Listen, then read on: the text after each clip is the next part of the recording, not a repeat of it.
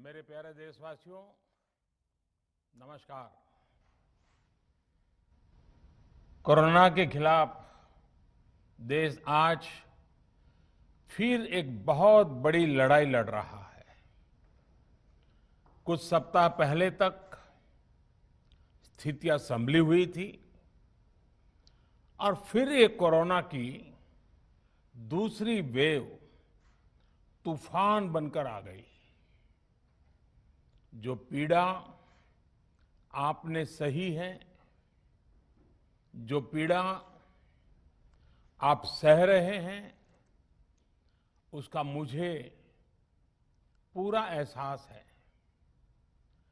जिन लोगों ने बीते दिनों में अपनों को खोया है, मैं सभी देशवासियों की तरफ से उनके प्रति संवेदनाएं व्यक्त करता हूं। परिवार के एक सदस्य के रूप में मैं आपके दुख में शामिल हूं। चुनौती बड़ी है, लेकिन हमें मिलकर अपने संकल्प, अपने हौसले और तैयारी के साथ इसको पार करना है। साथियों, अपनी बात को विस्तार देने से पहले मैं देश के सभी डॉक्टरों, मेडिकल स्टाफ, पैरामेडिकल स्टाफ, हमारे सभी सफाई कर्मचारी भाई बहन, हमारे एम्बुलेंस के ड्राइवर्स, हमारे सुरक्षा बल, पुलिसकर्मी, सभी की सराहना करूंगा। आपने कोरोना की पहली वेव में भी अपना जीवन दांव पर लगाकर लोगों को बचाया था। आज आप फिर इस संकट में अपने परिवार, अपने सुख, अपनी चिंता छोड़कर दूसरों का जीवन बचाने में दिन रात जुटे हुए हैं। साथियों, हमारे शास्त्रों में कहा गया है, त्याज्यम न धैर्यम विदुरेऽपि काले, अर्थात कठिन से कठिन समय में भी हमें धैर्य नहीं खोना चाहिए। किसी भी परिस्थिति से निपटने के लिए हम सही निर्णय लें, सही दिशा में प्रयास करें, तभी हम विजय हासिल कर सकते हैं। इसी मंत्र को सामने रखकर आज देश दिन रात काम कर रहा है। बीते कुछ दिनों में जो फैसले लिए गए हैं, जो कदम उठाए गए हैं, वो स्थिति को तेजी से सुधारेंगे। इस बार कोरोना संकट में देश के अनेक हिस्से में ऑक्सीजन की डिमांड बहुत ज्यादा बढ़ी है। इस विषय पर तेजी से और पूरी संवेदनशीलता के साथ काम किया जा रहा है। केंद्र सरकार, राज्य सरकारें, प्राइवेट सेक्टर, सभी की पूरी कोशिश है कि हर जरूरतमंद को ऑक्सीजन मिले। ऑक्सीजन प्रोडक्शन और सप्लाई को बढ़ाने के लिए भी कई स्तरों पर उपाय किए जा रहे हैं।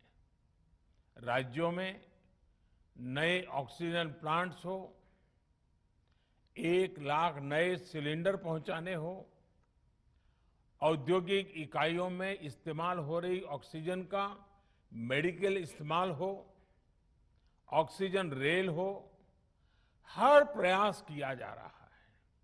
साथियों, इस बार जैसे ही कोरोना के केस बढ़े, देश के फार्मा सेक्टर ने दवाइयों का उत्पादन और बढ़ा दिया है। आज जनवरी फरवरी की तुलना में देश में कई गुना ज्यादा दवाइयों का प्रोडक्शन हो रहा है। इसे अभी और तेज किया जा रहा है। कल भी मेरी देश की फार्मा इंडस्ट्री के बड़े जो प्रमुख लोग हैं, उसके जो एक्सपर्ट लोग हैं, उनसे बहुत लंबी चर्चा हुई है।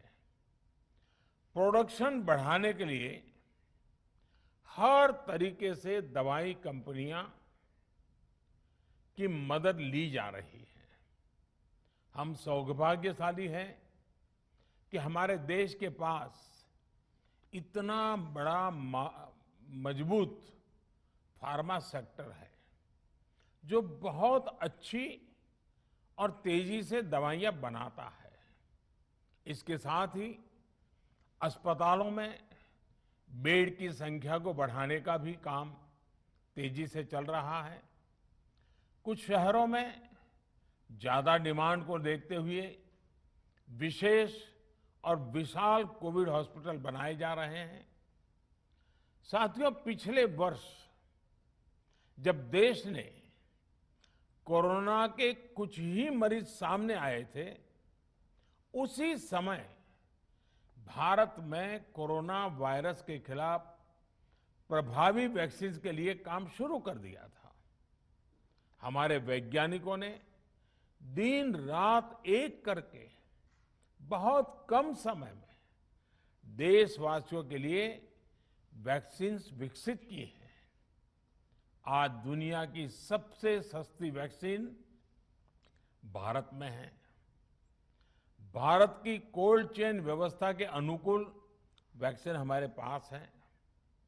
इस प्रयास में हमारे प्राइवेट सेक्टर ने इनोवेशन और एंटरप्राइज की भावना का बेहतरीन प्रदर्शन किया है।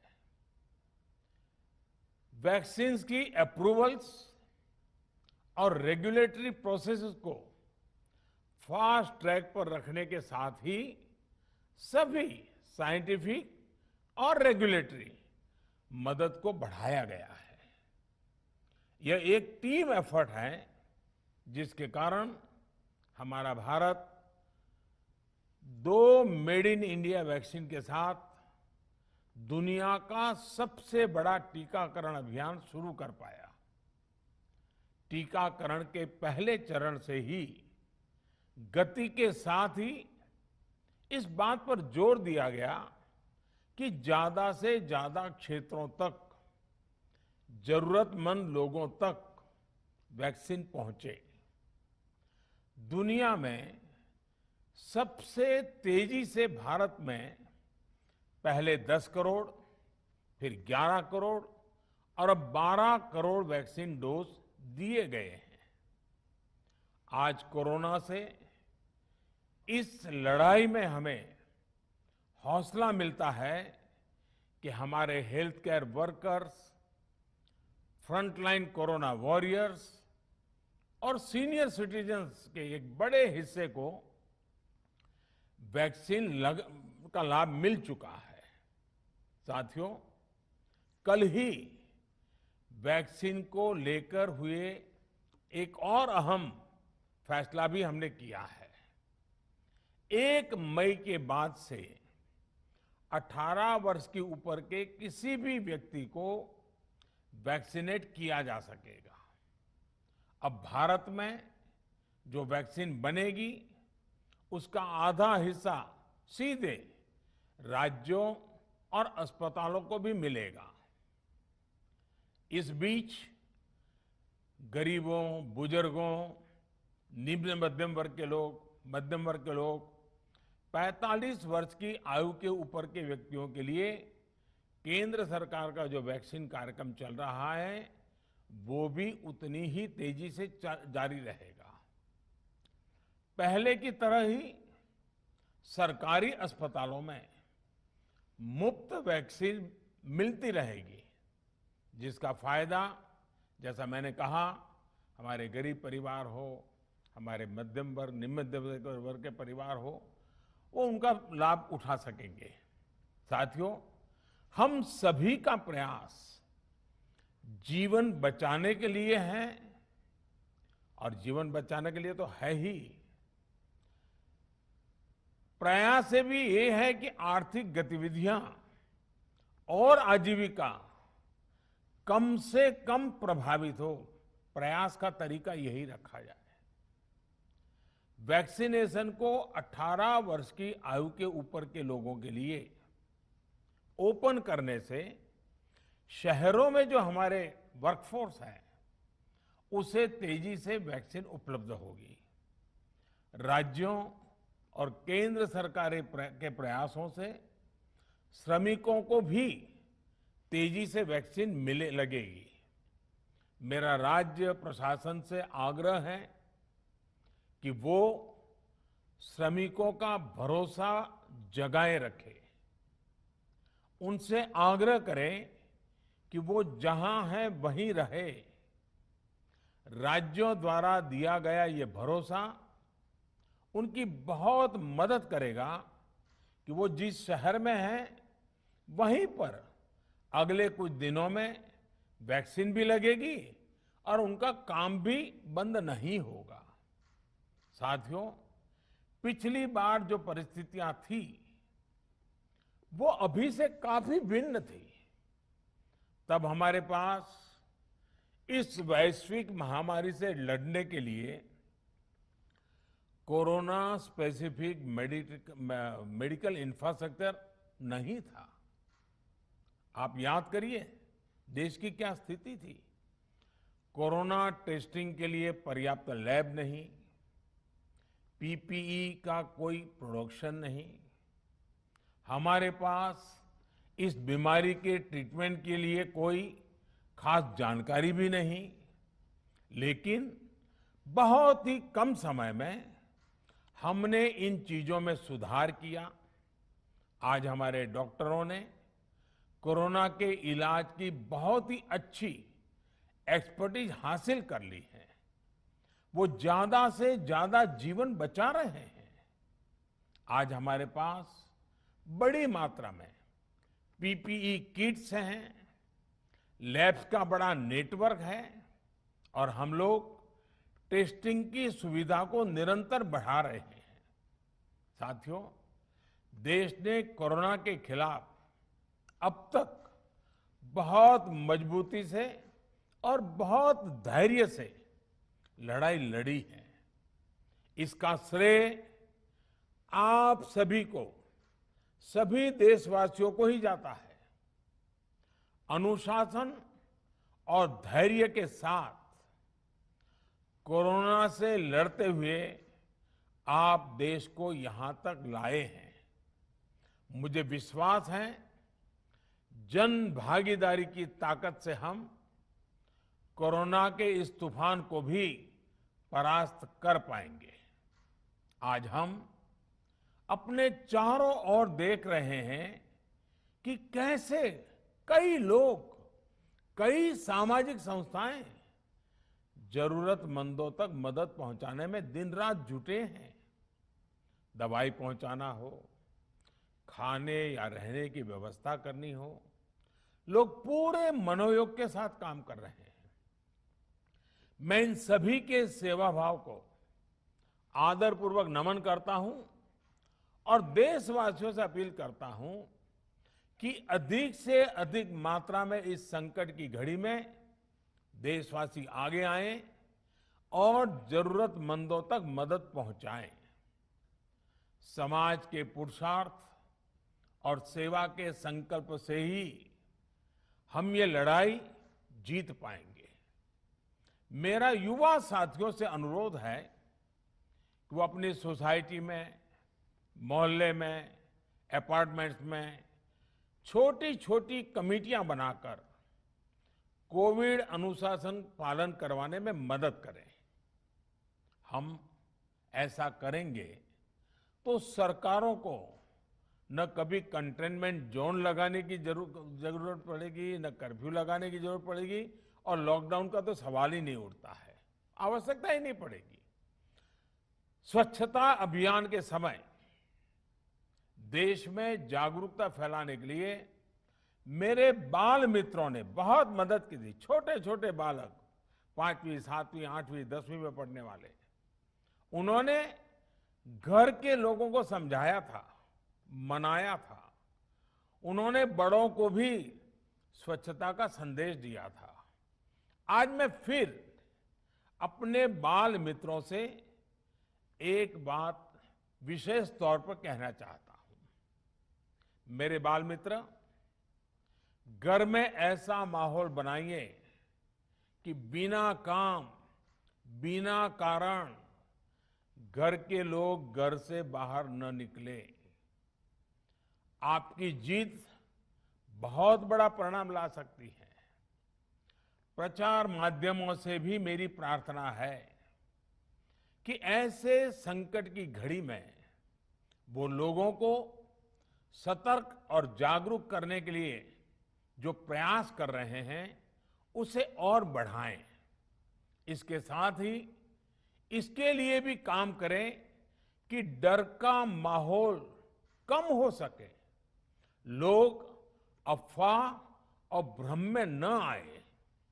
साथियों, आज की स्थिति में हमें देश को लॉकडाउन से बचाना है।